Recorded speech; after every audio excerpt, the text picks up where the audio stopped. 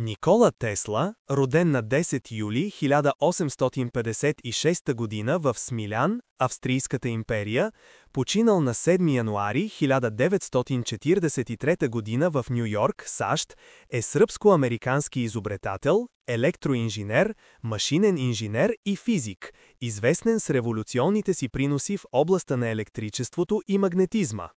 Той е пионер в разработването на променливия ток, AC, който днес се използва в електроразпределителните системи по целия свят. След като работи кратко време с Томас Едисън, Тесла основава свои лаборатории и компании, където разработва иновативни технологии като индукционния мотор, трансформатора, безжичния пренос на енергия и радиото.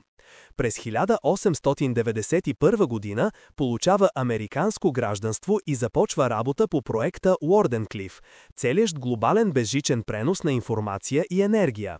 Тесла притежавал фотографска памет и способност да визуализира сложни машини без чертежи. Въпреки гениалността си, той често страдал от финансови затруднения и психически проблеми. Умира сам в хотел в Ню Йорк, но наследството му остава живо. В негова чест единицата за магнитна индукция се нарича Тесла.